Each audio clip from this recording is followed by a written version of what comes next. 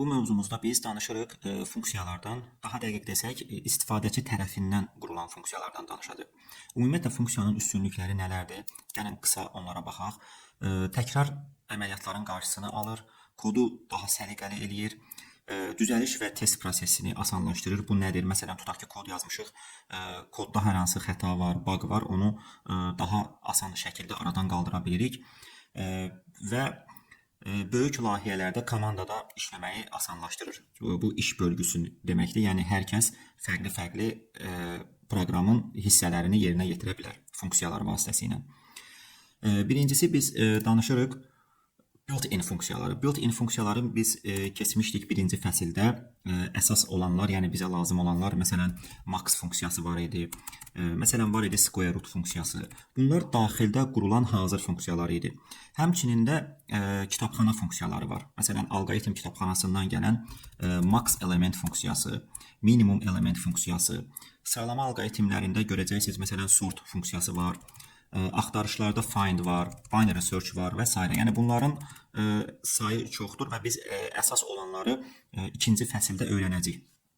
Bu mövzumuzda isə biz danışırıq istifadəçi tərəfindən qurulan funksiyalar. Ümumiyyətlə proqramda biz bilirik ki, əsas bir dənə funksiya var, main funksiyası.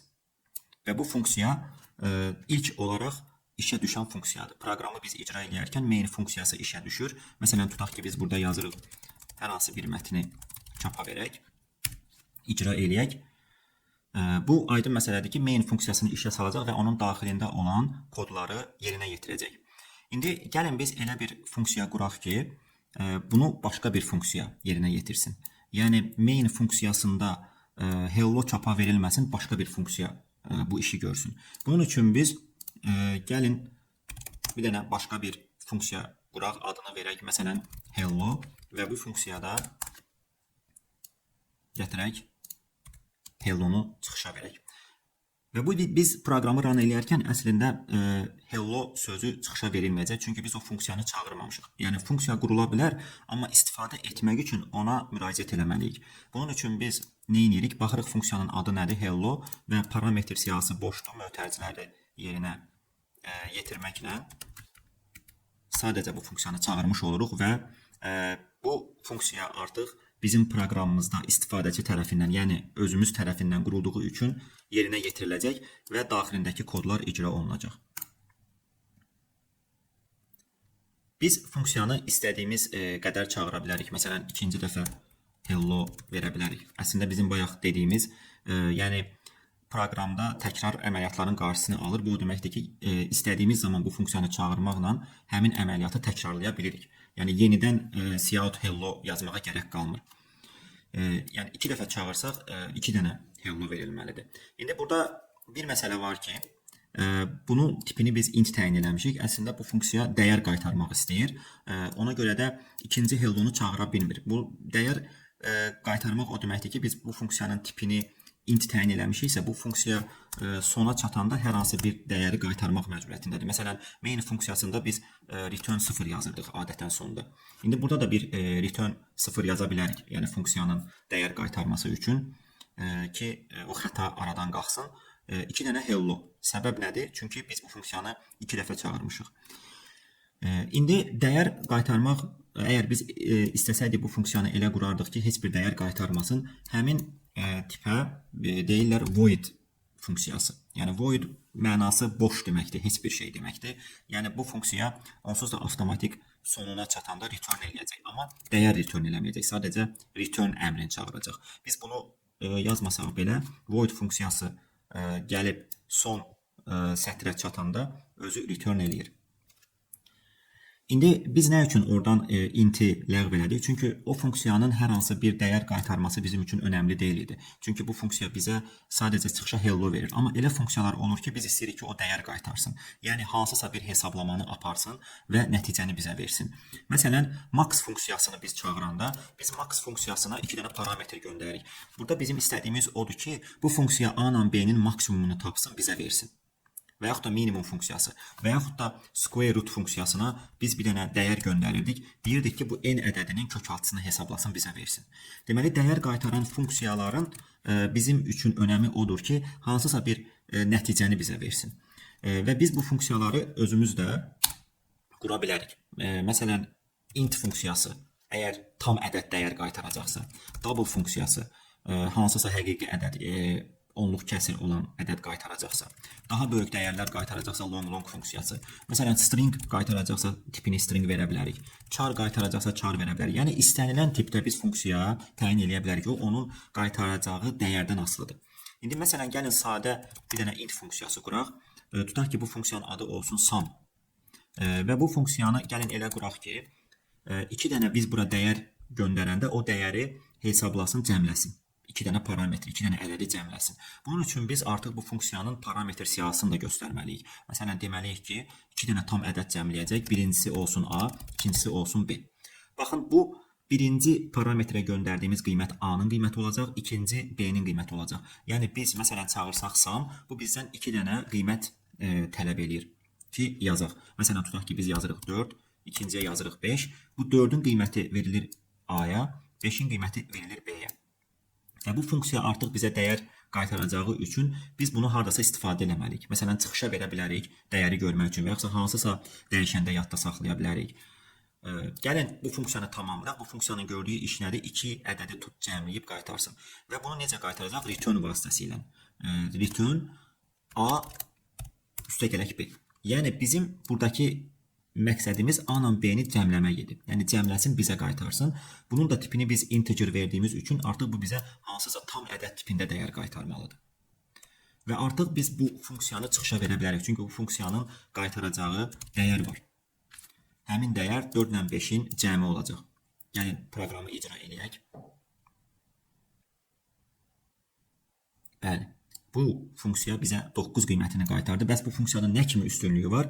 Bu funksiyanın üstünlüyü odur ki, biz ora hansı parametri göndərsək 2 dənə, o 2 dənə ədədi toplayacaq. Yəni burada söhbət təkcə 4 ilə 5-i cəmləməkdən getmir. İstənilən bir ədədi biz funksiyaya göndərsək, o 2 dənə ədədi cəmləyəcək. Deməli, biz hər dəfə 2 ədədi cəmləmək üçün təkrar toplama əməliyyatları yazmırıq. Həmişə o funksiyaya istəsək müraciət edirik lazım olanda, o funksiya bizim üçün həmin 2 ədədi cəmləyir. Məsələn, mən tutaq ki, istəyirəm başqa 2 ədədi cəmləyim. Deyirəm ki, məsələn, 10 ilə 8-i cəmlə. Və bu funksiyanı ikinci dəfə çağırmaqla biz başqa 2 ədədi cəmləmiş oluruq. Deməli, funksiyaların daha öncə dediyimiz kimi üstünlükləri təkrar əməliyyatların qarşısını almaq, kodu daha səliqəli oxunaqlı edir, kodu test eləmək asanlaşır. Məsələn, bizim kodumuzda hansısa bir bug olsa, bir icra zamanı xəta olsa, biz funksiyalara baxıb həmin xətanı tapa bilərik, daha rahat tapa bilərik. Amma biz bütövlükdə kodun hamısını bir funksiyanın, yəni main funksiyasının daxilində yazsaydıq, o səhvi aradan qaldırmaq bizim üçün çətinləşərdi.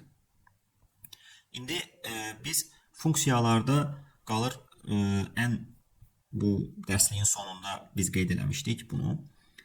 Funksiyaya parametrin göndərilməsi. Necə ki, burada göstərdik ki, A ilə B-yə qiymətlər vermişik. Bunun əslində 2 cür göndərilməsi var idi. Value-la, yəni qiymət olaraq göndərmək, bir də referansla göndərmək. Bunların fərqi nədir? Məsələn, bir dənə funksiya quraq. Bu funksiya olsun void funksiyası, dəyər qaytarmayacaq. Funksiyanın adını qoyaq, məsələn, change funksiyası. Funksiyaya istənilən adı verə bilərsiniz. Yəni, o həmin funksiyanın gördüyü işə uyğun bir məntiqli ad seçmək olar. Məsələn, biz bura bir dənə x göndəririk. X-in qiymətini dəyişirik. Məsələn, 5 vahid artırırıq. Və bu funksiyanı burada bir x təyin edirik. Qiyməti olsun 5 ya 10 olsun. Change funksiyasını çağırırıq. Baxın, biz bu change funksiyasını çağıranda çıxışa vermirik. Çünki bu void funksiyasıdır. Bu dəyər qaytarmır. X-i çağırırıq. Əslində bura göndərilən x olur. Qiyməti 10. Və bu x-i dəyişir. X-in üzərinə 5 gəlir. Burada x-in qiyməti olur 15.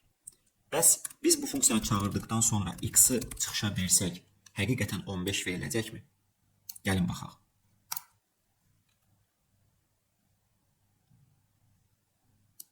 Qiymət yenə də 10 olaraq qaldı. Baxın, biz x-i burada təyin eləmişdik 10. Burada bunu dəyişdirdik. Dəyişdirdik, yəni funksiyaya göndərdik. Funksiya dəyişdi bunu əslində. Amma biz x-i çıxışa verəndə gördük ki, x dəyişməyib.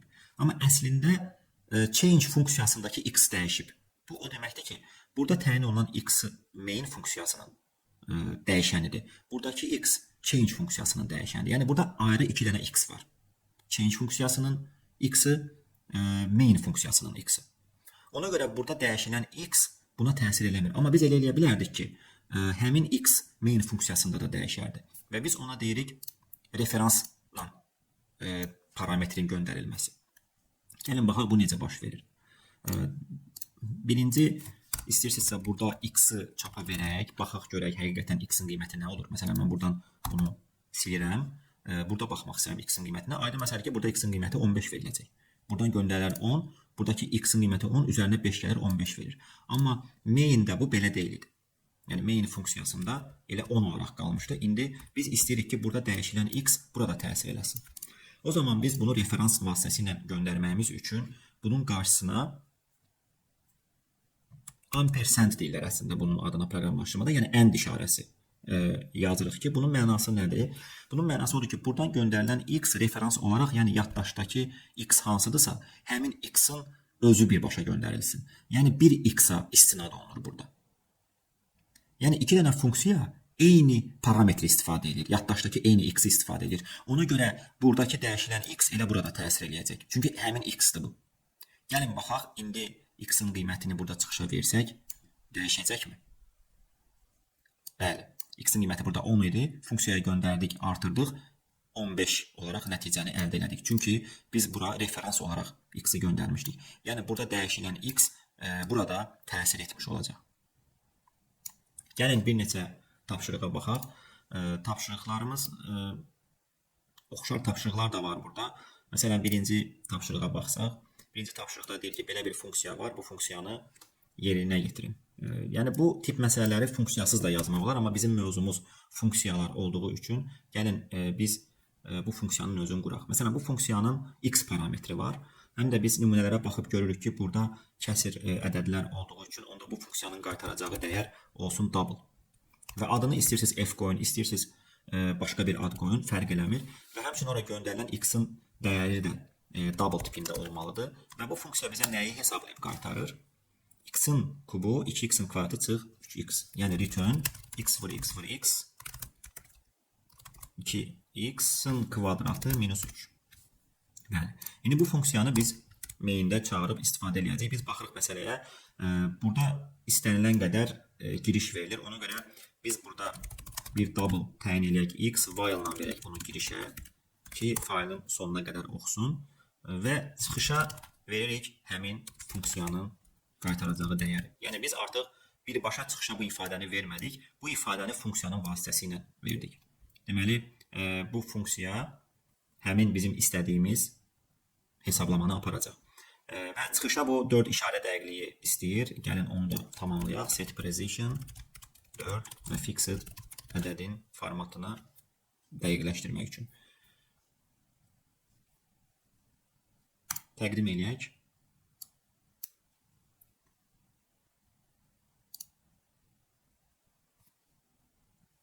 Birinci yoxlayardıq görək, birdən xəta olar kodumuzda. Gəlin baxaq.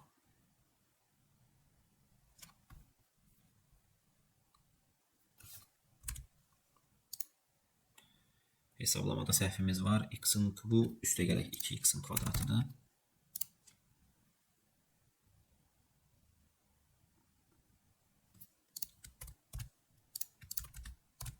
Burada da icra eləyə bilərik, yoxlaya bilərik. Bəli, doğrudur nəticə və təqdim eləyə bilərik.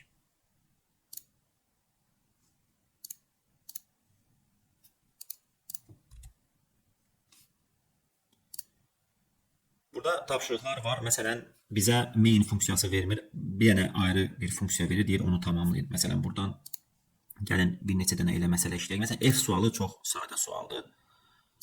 Deyir ki, bu funksiya 2 ədədin cəmini qaytarmalıdır. Və biz bir də sadəcə yazırıq. Return A üstə verək. İndi birdən burada görərsiniz ki, niyə görə bu A bərabəri 0, B bərabəri 0 verib? Çünki bəzən olur ki, funksiyada biz parametr təyin edirik, amma qiymət göndərmiriksə, o həmin qiyməti default olaraq 0 götürəcək.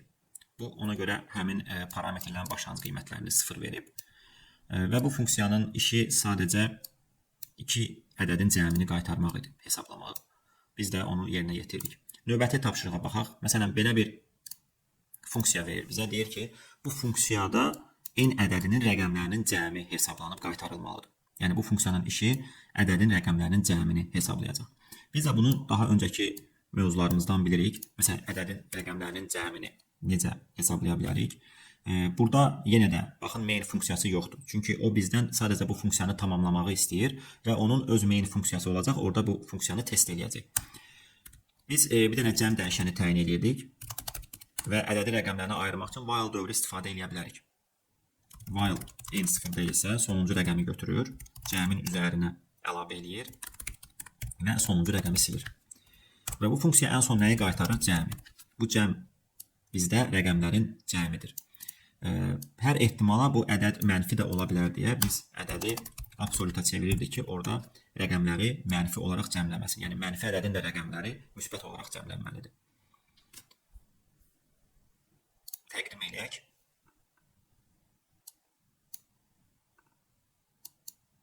Bəli. Və son olaraq bizdə sonuncu tapşırıq biraz mürəkkəb görünür bu tapşırıq əslində. Bu tapşırıqda bizə yenə də bir solve funksiyası verib, amma bunun 3 parametri var. Bu 2 parametri istifadə edəcəyik. Əslində 3-cü parametrə bizdə gərək qalmayacaq. Çünki 3-cü parametr burada sadəcə məsələdən ala biləcəyimiz balı göstərir. Yəni biz əgər burada verilən bir sətirdən ibarət matriksdirsə bu, biz sadəcə bir dövr qurmaqla həmin elementləri cəmləyə bilərik bir dövrlə. Amma bu birdən çox sətirdən ibarətdirsə, onda 2 iç-içə dövr lazımdır bizə onu cəmləmək üçün. Biz də bu məsələni ümumi həll edəcəyik. Yəni 30 plus 70 100 bal əldə etmək üçün. Burada bir də köməkçi funksiya var, getValue funksiyası. Baxın, bu funksiyanın işi nədir? Biz gedib matriksdən hansısa bir xananın qiymətini cəmləmək istəyirik. Biz həmin matriksi burada görmürük. Yəni bizim həmin matriksə birbaşa icazəmiz yoxdur. Bu bizə deyir ki, belə bir funksiya var. Bu funksiyanın vasitəsilə həmin x, y xanasının, yəni ij xanasının qiymətini götürə bilərik. Biz də deyirik ki, onda matriksdəki elementləri necə cəmləyirik? İndi bu matriksi birdən nömrələyib deyə, burada da gördüyünüz kimi birdən n-ə, birdən m-ə verib. Biz də ona görə burada dövrləri birdən n-ə və birdən m-ə qururuq. Yəni matriksi birdən nömrələdiyi üçün. Və matriksi normalda biz cəmləyəndə yazırdıq ki, aij. Amma bizdə indi həmin matriksə birbaşa icazə yoxdur. Bizə deyir ki, bir dənə funksiya var. O funksiyaya sən həmin indeksləri göndərə bilərsən, o sənə həmin aij dəyərini qaytaracaq. Deməli, biz bu köməkçi funksiya vasitəsilə matriksin həmin xanadakı elementinin qiymətini götürə bilirik. Və burada long istifadə etməyimiz qiymətlər cəmlənir, overflow baş verə bilər. Ona görə həmçinin də burada görürük ki, qiymətlər kifayət qədər böyükdür. Cəmləmə baş verəndə integeri aşa bilər. Ona görə long götürürük cəmi də. Bu matriksin bütün elementlərini cəmləyir və həmin cəmi bizə qaytarır.